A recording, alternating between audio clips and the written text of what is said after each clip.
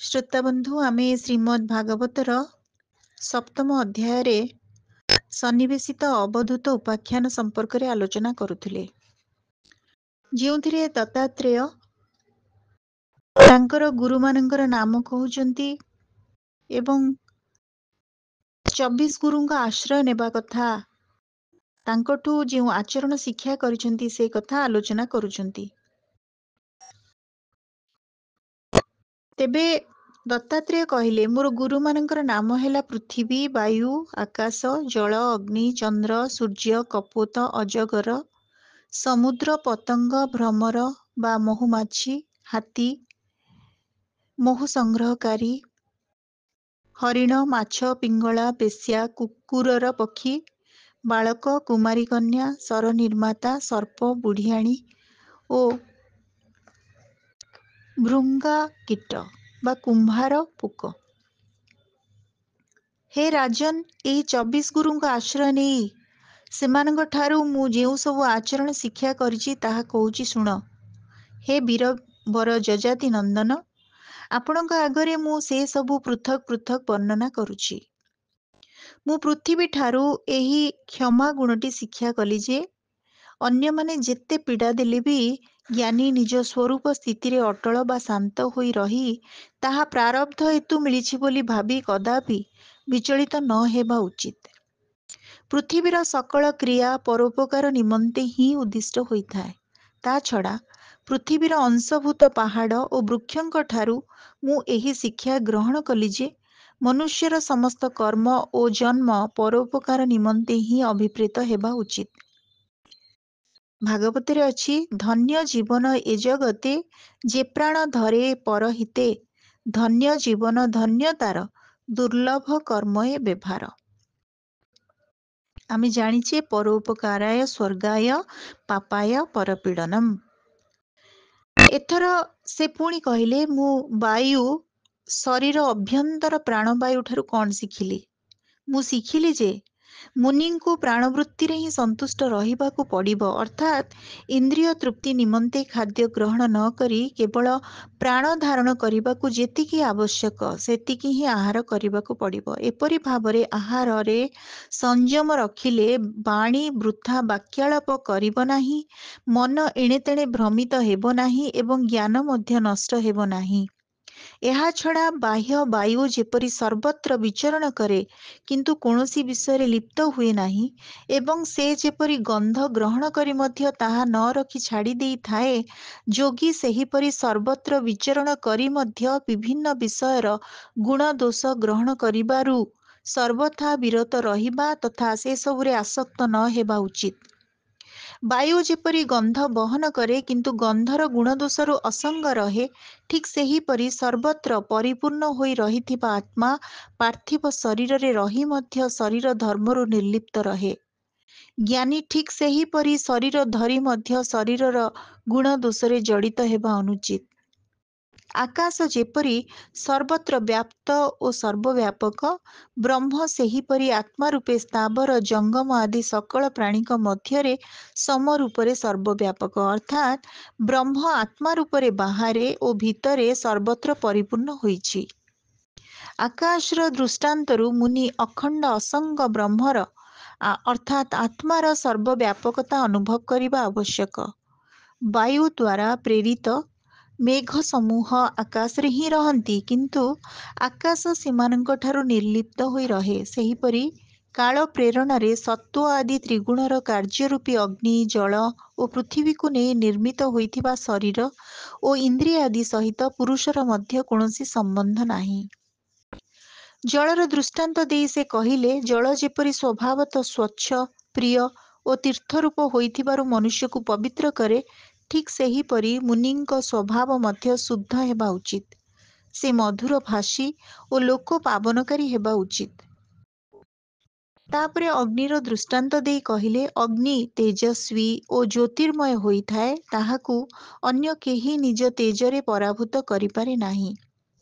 ତା ପାଖରେ ସଂଗ୍ରହ ପରିଗ୍ରହ କରିବା ନିମନ୍ତେ ସ୍ୱତନ୍ତ୍ର ରୂପେ କୌଣସି ପାତ୍ର ନଥାଏ, ଅର୍ଥାତ୍ ସବୁ କିଛି ସେ ଉପସ୍ଥିତ କ୍ଷେତ୍ରରେ ହିଁ ନିଜ ମଧ୍ୟରେ ସମାବିଷ୍ଟ କରିନିଏ ଏବଂ ସବୁ କିଛିକୁ ଜଳାଇ ମଧ୍ୟ କୌଣସି ବସ୍ତୁର ଦୋଷରେ ଲିପ୍ତ ହୁଏ ନାହିଁ। ସାଧକ ଠିକ୍ ସେହିପରି ପରମ ତେଜସ୍ୱୀ, ତପବଳରେ ଦେଦୀପ୍ୟମାନ ଓ ଇନ୍ଦ୍ରିୟଙ୍କ ଦ୍ୱାରା ଅପରାଭୂତ ହେବା ଉଚିତ। ସେହିପରି ସେ କୌଣସି ଦ୍ରବ୍ୟ ଗ୍ରହଣ ନ ରଖି ଉଦର ମାତ୍ର ପୂର୍ଣ୍ଣ କରିବା ଉଚିତ। ଯଥାଯୋଗ୍ୟ ଆବଶ୍ୟକୀୟ ବିଷୟ ସେବନ କରି ମଧ୍ୟ ସେ ତାହାର ଦୋଷରେ ପ୍ରଭାବିତ ହେବା ଉଚିତ ନୁହେଁ। ଅଗ୍ନି କେଉଁଠି ପ୍ରକଟିତ ହୋଇଥାଏ ତ କେଉଁଠି ଅପ୍ରକଟ ହୋଇ ରହିଥାଏ। କଲ୍ୟାଣକାମୀ ପୁରୁଷମାନେ ଅଗ୍ନିର ଉପାସନା ମଧ୍ୟ କରନ୍ତି, କିନ୍ତୁ ପୁଣି ଠିକ୍ ସେହିପରି ସାଧୁପୁରୁଷ କେଉଁଠି ନିଜକୁ ଲୁଚାଇ ରଖିଥାନ୍ତି ତ କେଉଁଠି ନିଜକୁ ପ୍ରକଟ କରିଦିଅନ୍ତି। ସେ ହେଉଛନ୍ତି ଅଗ୍ନିଙ୍କ ପରି ସର୍ବଭକ୍ଷୀ। ସେହି ମହାପୁରୁଷ ତାଙ୍କୁ ଅନ୍ନାଦି ଦେଉଥିବା ବ୍ୟକ୍ତିଙ୍କର ପୂର୍ବ କାଳର ଓ ଉତ୍ତର କାଳର ଅର୍ଥାତ୍ ଭୂତ ଓ ଭବିଷ୍ୟ ଉଭୟ କାଳର ସକଳ ଅମଙ୍ଗଳ ଜାଳି ଦିଅନ୍ତି ଓ ତାଙ୍କୁ ପବିତ୍ର କରିଦିଅନ୍ତି। ଏପରି ଅମଳିନ ସାଧୁ ମହାତ୍ମାମାନେ ଅନ୍ୟ ଲୋକଙ୍କୁ ପବିତ୍ର କରିଦେବା ନିମନ୍ତେ ହିଁ ତାଙ୍କଠାରୁ ଭିକ୍ଷା ଗ୍ରହଣ କରନ୍ତି। ଅଗ୍ନିର କୌଣସି ଏକ ନିର୍ଦ୍ଦିଷ୍ଟ ଆକାର ନଥାଏ। ତାହାର ଯେଉଁ ଆକାରର କାଠ ସହ ସଂଯୋଗ ଘଟେ ତାହା ସେହି ଆକାର ପରି ଦୃଷ୍ଟିଗୋଚର ହୁଏ। ଠିକ୍ ସେହିପରି ମାୟାରେ ନିର୍ମିତ ସତ୍ ଅସତ୍ ଅର୍ଥାତ୍ ବ୍ୟକ୍ତ ଓ ଅବ୍ୟକ୍ତ ସମସ୍ତ ସ୍ଥାବର ଓ ଜଙ୍ଗମ ପ୍ରାଣୀଙ୍କଠାରେ ପ୍ରବିଷ୍ଟ ହୋଇ ଏକମାତ୍ର ଆତ୍ମା ହିଁ ସେମାନଙ୍କର ବିବିଧ ଆକୃତି ଅନୁସାରେ ଭିନ୍ନ ଭିନ୍ନ ପ୍ରତୀୟମାନ ହୋଇଥାଏ। ଦତ୍ତାତ୍ରେୟ ତାପରେ ଚନ୍ଦ୍ରର ଦୃଷ୍ଟାନ୍ତ ଦେଇ କହିଲେ, କାଳର ଗତି ପ୍ରଭାବରେ ଚନ୍ଦ୍ର କାଳର ଯେପରି କ୍ଷୟ ବୃଦ୍ଧି ଘଟେ, ଅଲକ୍ଷିତ ଗତି କାଳ ପ୍ରଭାବରେ ଦେହର ଅବସ୍ଥା ସେହିପରି ଉତ୍ପତ୍ତିଠାରୁ ଆରମ୍ଭ କରି ମୃତ୍ୟୁ ପର୍ଯ୍ୟନ୍ତ ବଦଳି ଚାଲିଥାଏ, କିନ୍ତୁ ଏହି ପରିବର୍ତ୍ତନର ଆତ୍ମା ସହିତ କୌଣସି ସମ୍ବନ୍ଧ ନଥାଏ। ଅଗ୍ନିଶିଖା ଯେପରି ଅଗ୍ନିରୁ ବାହାରି ନଷ୍ଟ ହେବାରେ ଲାଗିଥାଏ, ଅର୍ଥାତ୍ କିପରି ବାହାରେ ଓ କିପରି ନଷ୍ଟ ହୁଏ ଦେଖାଯାଏ ନାହିଁ, କାଳର ପ୍ରଚଣ୍ଡ ବେଗରେ ପ୍ରାଣୀମାନଙ୍କର ଠିକ୍ ସେହିପରି ଉତ୍ପତ୍ତି ଓ ମୃତ୍ୟୁ ହୋଇଚାଲେ, କିନ୍ତୁ ତାହା ଦେଖାଯାଏ ନାହିଁ। ତାପରେ ସୂର୍ଯ୍ୟଙ୍କ ଦୃଷ୍ଟାନ୍ତ ଦେଇ କହିଲେ, ସୂର୍ଯ୍ୟ ଯେପରି ନିଜ କିରଣ ଦ୍ୱାରା ଯଥା ସମୟରେ ଜଳ ଗ୍ରହଣ କରନ୍ତି ଓ ତାହା ପୁଣି ବର୍ଷା କରିଦିଅନ୍ତି, କିନ୍ତୁ ସେଥିରେ ଆସକ୍ତ ହୁଅନ୍ତି ନାହିଁ, ଠିକ୍ ସେହିପରି ଯୋଗୀ ଗ୍ରହଣ କରିବେ ଓ ଦାନ କରିବେ ସିନା, ସେଥିରେ ଆସକ୍ତ ହେବା ଉଚିତ ନୁହେଁ। ସୂର୍ଯ୍ୟ ଏକ ହୋଇଥିଲେ ମଧ୍ୟ ନାନା ଜଳପାତ୍ରରେ ଯେପରି ଲୋକଙ୍କୁ ଭିନ୍ନ ଭିନ୍ନ ଦେଖାଯାଆନ୍ତି, ଠିକ୍ ସେହିପରି ଆତ୍ମା ଏକ ହୋଇଥିଲେ ମଧ୍ୟ ଦେହକୁ ହିଁ ଆତ୍ମା ବୋଲି ଭାବୁଥିବା ସ୍ଥୂଳବୁଦ୍ଧି ଲୋକଙ୍କୁ ତାହା ଶରୀରର ରୂପ ଆକାର ଭେଦରେ ଭିନ୍ନ ଭିନ୍ନ ଦେଖାଯାଆନ୍ତି। ଆତ୍ମା ଯେ ଏକ, ଏ କଥା ସେମାନେ ବୁଝିପାରନ୍ତି ନାହିଁ। ସୂର୍ଯ୍ୟଙ୍କ ଦୃଷ୍ଟାନ୍ତରୁ ଆତ୍ମାର ଅଖଣ୍ଡତା ଓ ଅଭିନ୍ନତା ବୁଝିବା ଉଚିତ। ତାପରେ କପୋତର ଉଦାହରଣ ଦେଇ ସେ କହିଲେ, ଅଧିକ ସଂସାର ସଙ୍ଗତେ ପିରତି ନ କରିବ ଚିତ୍ତେ, ଯେବେ କରିବ ସ୍ନେହ ଆସ, କପୋତ ପ୍ରାୟ ଜୀବନାଶ। ହେ ରାଜନ୍, ବଣରେ କପୋତ ପକ୍ଷୀଟିଏ ଗୋଟିଏ ଗଛରେ ବସା ବାନ୍ଧି ତାର ପ୍ରିୟା କପୋତୀ ସହିତ ରହୁଥିଲା। ସେହି ଦୁଇ ପ୍ରାଣୀଙ୍କର ପରସ୍ପର ପ୍ରତି ସ୍ନେହ ନିରନ୍ତର ବଢ଼ି ଚାଲିଥିଲା। ସେମାନେ ଗୃହସ୍ଥ ଧର୍ମରେ ଏତେ ଆସକ୍ତ ହୋଇଥିଲେ ଯେ ସବୁବେଳେ ଆଖିରେ ଆଖି, ଦେହରେ ଦେହ ଓ ବୁଦ୍ଧିରେ ବୁଦ୍ଧି ଯୋଡ଼ି ରଖୁଥିଲେ। ସେମାନେ ପରସ୍ପରକୁ ଏତେ ବିଶ୍ୱାସ କରୁଥିଲେ ଯେ ଗଛଲତାର ଡାଳରେ ନିର୍ଭୟରେ ଏକତ୍ର ଶୁଆ ବସା, ଚଲାବୁଲା, କଥାଭାଷା ଓ ଖିଆପିଆ କରୁଥିଲେ। ହେ ରାଜନ୍, କପୋତୀକୁ କପୋତ ଏତେ ପ୍ରେମ କରୁଥିଲା ଯେ କପୋତୀ ଯେତେବେଳେ ଯାହା ଚାହୁଁଥିଲା, କପୋତ ସକଳ ପ୍ରକାର କଷ୍ଟ ସହି ତାର ସେହି କାମନା ପୂର୍ଣ୍ଣ କରୁଥିଲା। କପୋତୀ ମଧ୍ୟ ପ୍ରେମାଳାପ ଆଦି ଦ୍ୱାରା କପୋତକୁ ଖୁସି କରୁଥିଲା। କାଳକ୍ରମେ କପୋତୀଟିର ପ୍ରଥମ ଗର୍ଭ ରହିଲା। ସେ ତାର ସ୍ୱାମୀ ପାଖରେ ହିଁ ରହି ବସାରେ ଅଣ୍ଡା ଦେଲା। ଭଗବାନଙ୍କର ଅଚିନ୍ତ୍ୟ ଶକ୍ତିରୁ ଯଥା ସମୟରେ ଅଣ୍ଡା ଫୁଟିଲା ଓ ସେଥିରୁ ଥଣ୍ଟ, ପାଦ ଆଦି ଥିବା ଛୁଆ ବାହାରି ଆସିଲେ। ସେମାନଙ୍କର ପ୍ରତ୍ୟେକ ଅଙ୍ଗ ଓ ପର ଅତି କୋମଳ ହୋଇଥାଏ। ଏଥର କପୋତ କପୋତୀଙ୍କ ଆଖି ଛୁଆଙ୍କ ଉପରେ ଲାଖି ରହିଲା। ସେମାନେ ଅତି ସ୍ନେହରେ ଓ ଆନନ୍ଦରେ ଛୁଆଙ୍କୁ ଲାଳନ ପାଳନ କଲେ ଏବଂ ଛୁଆଙ୍କର ମିଠା ମିଠା କଥା ଓ କୁଁ କୁଁ ଶବ୍ଦ ଶୁଣି ଆନନ୍ଦମଗ୍ନ ହୋଇଗଲେ। ଏହିପରି ଆନନ୍ଦରେ ବୁଡ଼ି ରହିବା ସହିତ ଛୁଆଙ୍କ କୋମଳ ପର ସ୍ପର୍ଶ କରି ଏବଂ ସେମାନଙ୍କର କଳରବ ଓ ଉଡ଼ିବା ଚେଷ୍ଟା ଦେଖି ଦେଖି କପୋତ କପୋତୀ ଖୁବ୍ ଖୁସି ହେଲେ। ଛୁଆମାନେ ଯେତେବେଳେ ଫୁକୁରୁ ଫୁକୁରୁ ହୋଇ ମା ବାପାଙ୍କ ପାଖକୁ ଧାଇଁ ଆସୁଥାନ୍ତି, ସେତେବେଳେ ଏଇ ଦୁଇ ପ୍ରାଣୀ ଆନନ୍ଦମଗ୍ନ ହୋଇଯାଉଥାନ୍ତି। ହେ ରାଜନ୍, ଏପରି ଭାବରେ ସେହି କପୋତ କପୋତୀ ଭଗବାନଙ୍କ ମାୟାରେ ମୋହିତ ହୋଇ ରହିଥାନ୍ତି। ସେମାନଙ୍କର ହୃଦୟ ଏକ ଆରେକର ସ୍ନେହ ବନ୍ଧନରେ ବାନ୍ଧି ହୋଇଯାଇଥାଏ।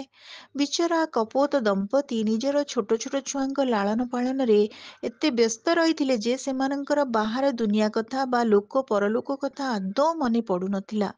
ଦିନେ ସେହି ଦୁଇ ପ୍ରାଣୀ ଛୁଆଙ୍କ ନିମନ୍ତେ ଖାଦ୍ୟ ଆଣିବାକୁ ଦୂର ବନକୁ ଚାଲି ଯାଇଥାନ୍ତି, କାରଣ କୁଟୁମ୍ବ ବଢ଼ି ଯାଇଥାଏ। ସେମାନେ ଖାଦ୍ୟ ସଂଗ୍ରହ କରିବାକୁ ବହୁ ସମୟ ଧରି ବନରେ ବୁଲିଲେ। ଜଣେ ଚଢ଼େଇ ଧରା କେଳା ବଣରେ ବୁଲୁ ବୁଲୁ ଦୈବ ଯୋଗକୁ ସେମାନଙ୍କ ବସା ଥିବା ଗଛ ପାଖରେ ପହଞ୍ଚିଗଲା। ସେ ଦେଖିଲା ବସାର ଆଖପାଖରେ ଚଢ଼େଇ ଛୁଆମାନେ ଖେଳୁଛନ୍ତି। ତେଣୁ ସେ ଜାଲ ବିଛାଇ ସେମାନଙ୍କୁ ଧରିନେଲା। ଶ୍ରୋତାବନ୍ଧୁ, ଆପଣ ଚିନ୍ତା କରନ୍ତୁ, ଛୁଆମାନଙ୍କ ବିଚ୍ଛେଦରେ କପୋତ କପୋତୀଙ୍କର କ'ଣ ଅବସ୍ଥା ହେଇଥିବ? କପୋତ କପୋତୀ ତ ଛୁଆଙ୍କୁ ଖାଇବା ଖୋଇବା ପିଇବାରେ ସବୁବେଳେ ଉତ୍ସୁକ ଥିଲେ। ତେଣୁ ସେମାନେ ଆହାର ଧରି ବସା ପାଖକୁ ଉଡ଼ି ଆସିଲେ। କପୋତୀ ଆସି ଦେଖେ ତ ତାର ପ୍ରାଣଧନ କୁନି କୁନି ଛୁଆଗୁଡ଼ିକ କେଳାର ଜାଲରେ ପଡ଼ିଯାଇଛନ୍ତି। ଛୁଆଙ୍କୁ ଏପରି ଅବସ୍ଥାରେ ଦେଖି ତାର ଦୁଃଖର ସୀମା ରହିଲା ନାହିଁ। ସେ କାନ୍ଦି ବୋବେଇ ସେମାନଙ୍କ ପାଖକୁ ଧାଇଁଗଲା। ଭଗବାନଙ୍କ ମାୟାରେ ତାର ଚିତ୍ତ ଅତ୍ୟନ୍ତ ଶୋକାକୁଳ ହୋଇଗଲା। ସ୍ମୃତି ହଜିଗଲା। ସ୍ନେହର ବନ୍ଧନରେ ବାନ୍ଧି ହୋଇ ସେ ନିଜେ ଯାଇ ଛୁଆମାନେ ପଡ଼ିଥିବା ଜାଲ ଭିତରେ ପଶିଗଲା।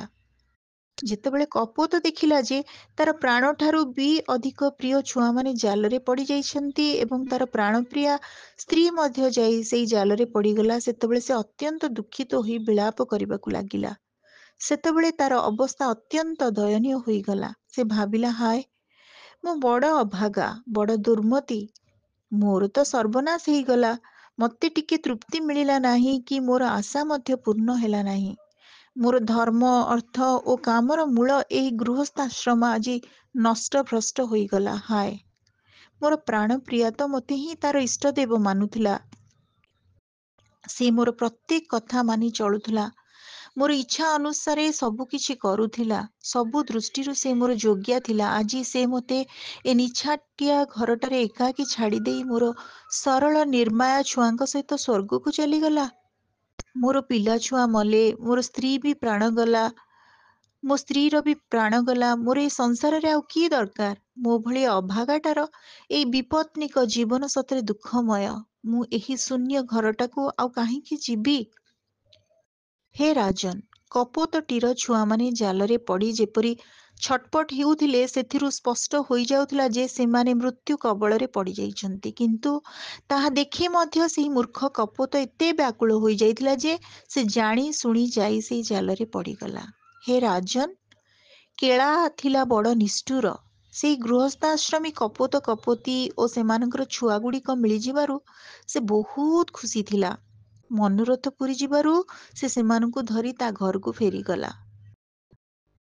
ଦତ୍ତାତ୍ରେୟ ଏଥର କହିଲେ, କପୋତଠାରୁ ମୁଁ ଏହି ଶିକ୍ଷା ନେଲି ଯେ ଯେଉଁ ଗୃହସ୍ଥ ବ୍ୟକ୍ତି ବିଷୟମାନଙ୍କରେ ହିଁ ସୁଖ ଖୋଜେ ଏବଂ ଯାହାର ଚିତ୍ତ ଚଞ୍ଚଳ, ସେ ନିଜର ପାରିବାରିକ ଭରଣପୋଷଣରେ ଲାଗି ରହି ଉକ୍ତ କପୋତ ଦମ୍ପତି ପରି ଦୟନୀୟ ଅବସ୍ଥାରେ ପଡ଼ିଯାଏ ଏବଂ ସମଗ୍ର ପରିବାର ସହିତ ତାର ଅଧଃପତନ ହୋଇଯାଏ। ଏ ଯେଉଁ ମନୁଷ୍ୟ ଶରୀର ମିଳିଛି, ଏହା ହେଉଛି ମୁକ୍ତିର ଖୋଲା ଦ୍ୱାର। ଏପରି ମହାନ ଜୀବନ ପାଇ ମଧ୍ୟ ଯେଉଁମାନେ ଆତ୍ମାର କଲ୍ୟାଣ ନିମନ୍ତେ ପ୍ରଯତ୍ନ କରନ୍ତି ନାହିଁ ଏବଂ ଉକ୍ତ କପୋତ କପୋତୀ ପରି ଗୃହ ଜଞ୍ଜାଳରେ ଆସକ୍ତ ହୋଇ ରହନ୍ତି, ସେମାନଙ୍କୁ ମୁକ୍ତି ମାର୍ଗର ସିଡ଼ିରେ ବଢ଼ି ମଧ୍ୟ ତଳକୁ ଖସି ପଡ଼ିବାର ଅଭାଗା ବୋଲି ବୁଝିବାକୁ ହେବ। ଶାସ୍ତ୍ରର ଭାଷାରେ ସେମାନେ ହେଉଛନ୍ତି ଆରୂଢ଼ଚ୍ୟୁତ। ଇତି ଶ୍ରୀମଦ୍ଭାଗବତେ ମହାପୁରାଣେ ପାରମହଂସ୍ୟାଂ ସଂହିତାୟାଂ ଏକାଦଶ ସ୍କନ୍ଧେ ସପ୍ତମୋଧ୍ୟାୟଃ ସମାପ୍ତ। ଶ୍ରୋତାବନ୍ଧୁ, ଶ୍ରୀମଦ୍ ଭାଗବତର ସପ୍ତମ ଅଧ୍ୟାୟରେ କେବଳ 8ଟି ଗୁରୁଙ୍କ ସମ୍ପର୍କରେ ଆମେ ଆଲୋଚନା କଲେ। ଅଷ୍ଟମ ଅଧ୍ୟାୟରେ ଆମେ ଶୁଣିବା ଅଜଗର ଠାରୁ ପିଙ୍ଗଳା ବେଶ୍ୟା ପର୍ଯ୍ୟନ୍ତ 9 ଗୁରୁଙ୍କ କଥା। ଅଡିଓଟି କେମିତି ଲାଗିଲା? ଆପଣମାନଙ୍କର ମତାମତ ଅପେକ୍ଷାରେ ରହୁଛି। ଧନ୍ୟବାଦ।